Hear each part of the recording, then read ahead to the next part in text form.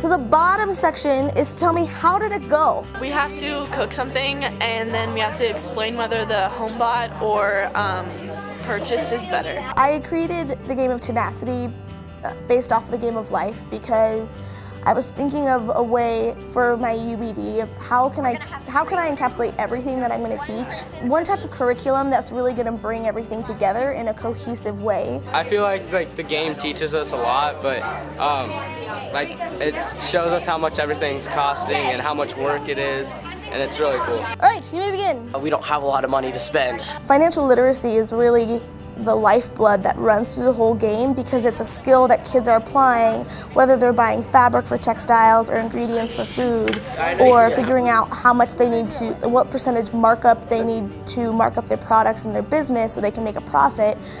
They're doing financial literacy all the time, and so it's one of the things that I've implemented in the game to give some kind of continuity and so that kids can track their growth in learning across the semester. In this class, this is basically teaching us like real life experiences, how worth the dollar is. I like this class because it just links into a bunch of different things that you will face when you're older, and it's not just sewing and it's not just cooking. I hope that you learn so much more than just how to sew and how to cook in my class. And so a huge part of that is working with people and really in general it's life skills. So financial literacy and working with people are probably the two biggest real life skills that I think kids have to learn. We have the ingredients, but we need the cost for it. Try to find half of a pound of chicken, because 1 pound is a lot. The bigger the number, it doesn't help.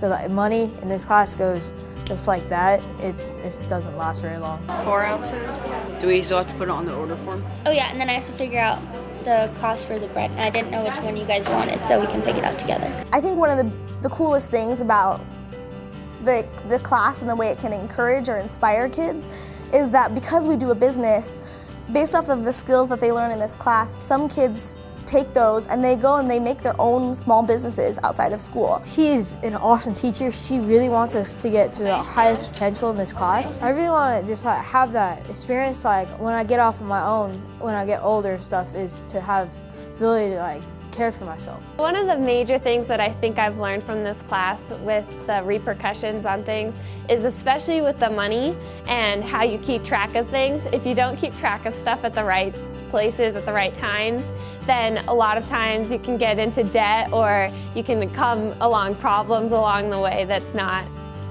you could have avoided. Look, we lost another one. Okay, so you guys lost 5,000? They've learned from that failure to be able to be successful businesses that have higher quality products so that they'll make products that consumers want. I feel like there's a lot of creative freedom. It's very fun to know that you have that range of freedom to do what you want and not felt like you're being held down and restricted. The biggest thing that I think I would want to walk away with is just the knowledge and overall gratitude that I can provide for myself, and I'm going to know what I'm doing when I get older.